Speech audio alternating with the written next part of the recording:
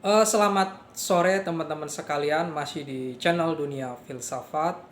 Pada kesempatan ini kita akan berbicara mengenai epistemologi. Jadi kita akan sedikit mencermati tentang kewajiban para positivisme atau saintisme. Mereka berusaha mendapatkan suatu rumusan pengetahuan, bahkan memulai dari metode yang bersifat objektif, empirik, dan tentu saja berasal dari suatu yang lebih konkret ya. Misalnya kita berbicara mengenai kesadaran, itu kesadaran itu apa? Misalnya kalau filsafat memulai bahwa kesadaran itu sebagai suatu apa ya, jiwa ya, dari efektifnya jiwa yang berpikir gitu kan, jiwa natik atau intelektual itu karena adanya jiwa.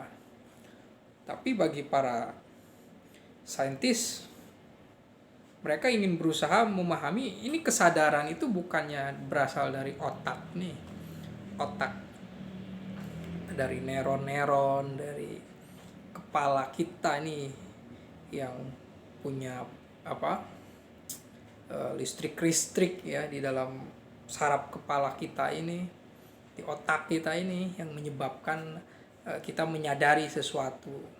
Betapa pentingnya yang namanya otak itu gitu kan.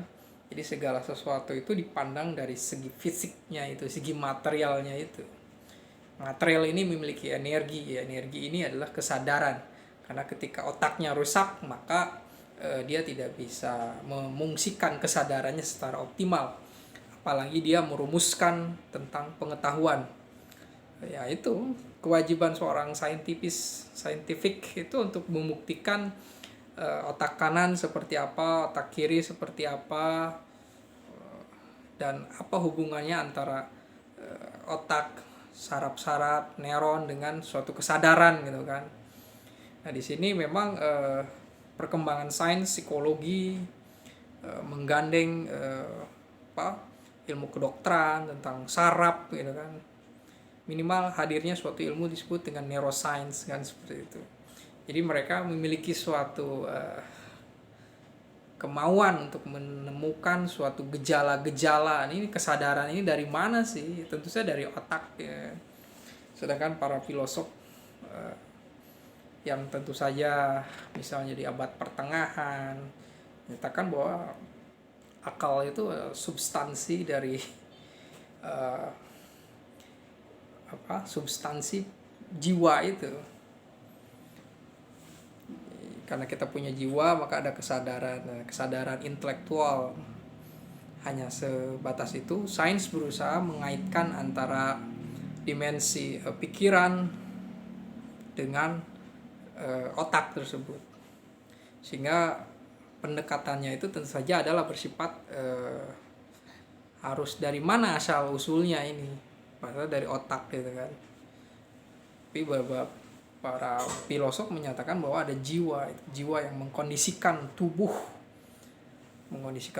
untuk bergerak, mengkondisikan otak untuk bisa katakanlah memikirkan tentang sesuatu, berkesadaran, memikirkan sesuatu, intensionalitas, merumuskan suatu proposisi, itu karena ada jiwa yang berpikir itu, sadaran berpikir.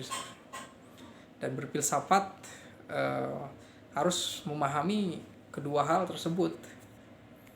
Ya memang itu kewajiban para saintis untuk menyatakan fungsi manusia ini. Yang agak mendekati misalnya Merleau-Ponty menyatakan bahwa tubuh kita ini membentuk suatu pandangan dunia juga, karena persepsi kita kemudian dengan keadaan tubuh kita sedikitnya membuat kesadaran mengenai aku dan bagaimana memandang dunia ini. Nah di sini memang pemikiran para filosof yang bersifat scientific atau yang bersifat spiritual yaitu memiliki suatu kekhasan masing-masing. Jadi ketika mana yang lebih benar gitu kan, ini dalam suatu proses dalam suatu sudut pandang juga. Seandainya kita menyatakan bahwa jiwa, roh itulah yang menyebabkan berkesadaran,